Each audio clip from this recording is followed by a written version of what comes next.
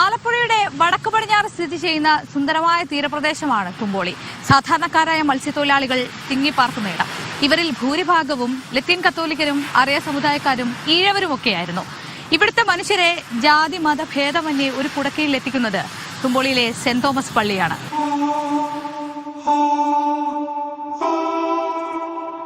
Marian തീർത്ഥാടന കേന്ദ്രമാണ് തുമ്പോളിപ്പള്ളി എന്ന സെന്റ് തോമസ് പള്ളി.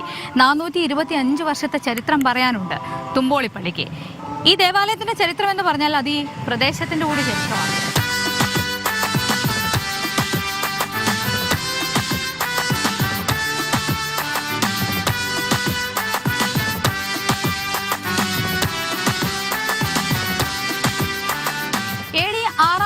മുതലാണ് തുമ്പോളിയിൽ ഏതാനും മാർത്തോമ ക്രിസ്ത്യാനികൾ കുടിയേറി പാർക്കുകയും തോമാ പള്ളി എന്ന പേരിൽ ഒരു ചെറിയ ഓലമേഞ്ഞ പള്ളി സ്ഥാപിക്കുകയും ചെയ്തു. ഈ ഇടവയുടെ വലിയ പ്രാധാന്യം നമുക്ക് കാണാവുന്നത് പരിശുദ്ധ അമലോത്ഭവ മാതാവിൻ്റെ വിശിഷ്ടമായൊരു തിരുസ്വരൂപമാണ്. ഈ തിരുസ്വരൂപവുമായി ബന്ധപ്പെട്ട ചരിത്ര സംഭവം 1600 ഒരു പായ്ക്കപ്പൽ കടലിലൂടെ യാത്ര ചെയ്യവേ അത് കാറ്റിലും കോളിലും പെടുകയും അപകടമായ ഒരവസ്ഥയിലുണ്ട്. ക്യാപ്റ്റൻ്റെ പ്രാർത്ഥന ഇപ്രകാരമായിരുന്നു: ഈ പ്രതിസന്ധിയെ അതിജീവിക്കാനായിട്ട് സാധിക്കുകയാണെങ്കിൽ അടുത്ത കാണുന്ന കരയിൽ പരിശുദ്ധമ്മയുടെ തിരുസ്വരൂപം വയ്ക്കുകയും ഒരു ചെറിയ പള്ളി പണിയുകയും ചെയ്യാമെന്നുള്ളത്. അതിൻ പ്രകാരം അവർ പ്രതിസന്ധിയെ കാറ്റിനെയും കോളിനെയും അതിജീവിക്കാൻ സാധിച്ചു. പരിശുദ്ധമ്മയുടെ തിരുസ്വരൂപം ചെറിയ രീതിയിൽ ഇവിടെ ഒരു കൊച്ചു പള്ളിയിൽ സ്ഥാപിക്കുകയാണ് ഉണ്ടായത്.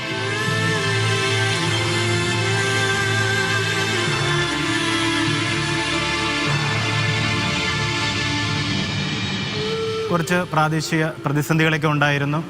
ഒരു ചെറിയ പള്ളി തീകത്തിക്ക് വരെ ഉണ്ടായി. പക്ഷേ കൊച്ചി രാജാവ് അത് ഇവിടെ വന്ന് അങ്ങനെയൊന്നും പാടില്ലെന്നുള്ള കാര്യം അറിയിക്കുകയും പിന്നീട് പ്രത്യേകിച്ച് ഹൈന്ദവ സഹോദരങ്ങളുമായിട്ട് നല്ലൊരു ബന്ധം ആ കാലഘട്ടം തൊട്ടുണ്ടാവുകയും മാതാവിൻ്റെ പട്ടും കിരീടവുമൊക്കെ സമർപ്പിക്കാൻ തുടങ്ങുന്നത് ആ കാലം തൊട്ട് തന്നെയാണ്.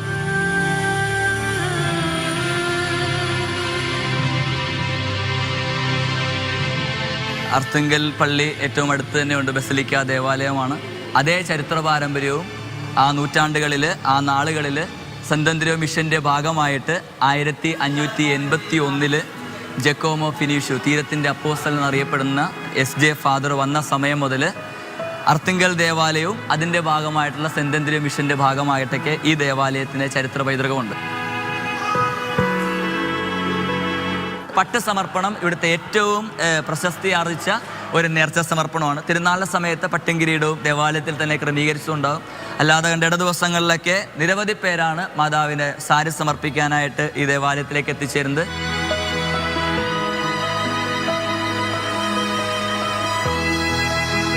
മാതാവിൻ്റെ തിരുവാഭരണങ്ങൾ, പ്രത്യേകിച്ച് മാതാവിന് ഒരുപാട് പഴക്കം ചെന്ന സ്വർണ്ണാഭരണങ്ങളുണ്ട്. അതിൽ പലതും കൊച്ചിയിലെ മഹാരാജാവായിരുന്ന വീരകേരളവർമ്മ രണ്ടാമൻ ഈ തുമ്പോളിപ്പള്ളി സന്ദർശിക്കാനിടയായൊരു സാഹചര്യമുണ്ട്. ആ സമയത്ത് മാതാവിന് കാഴ്ചവെച്ചതാണെന്നാണ് കരുതപ്പെടുന്നത്. അത് വിലപിടിപ്പുള്ള കല്ലുകൾ പതിച്ച ആഭരണങ്ങളാണ്. അതെല്ലാം തിരുനാളിൻ്റെ സമയത്ത് മാത്രമേ മാതാവിന് ചാർത്താറുള്ളൂ.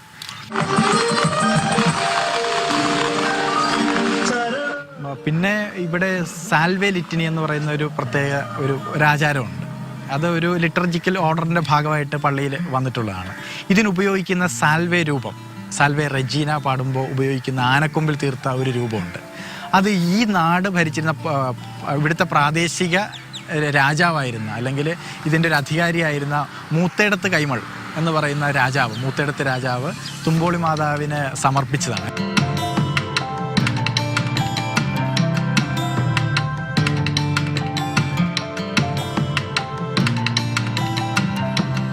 ജാതി മതഭേദമന്യേ ഈ പ്രദേശത്തു നിന്നുള്ള ആളുകൾ മാത്രമല്ല, സംസ്ഥാനത്തിന്റെ വിവിധ ഭാഗങ്ങളിൽ നിന്നുള്ള ആളുകൾ ഇവിടേക്ക് എത്താറുണ്ട്. മാതാവിനെ പ്രാർത്ഥിച്ച് മാതാവിന്റെ അനുഗ്രഹവും വാത്സല്യവും നേടിയെടുക്കുക, അതിലൂടെ അവരുടെ പ്രശ്നങ്ങൾ പരിഹരിക്കപ്പെടുമെന്നും ആഗ്രഹങ്ങൾ സഫലമാകുമെന്നുമാണ് അവരുടെ വിശ്വാസം.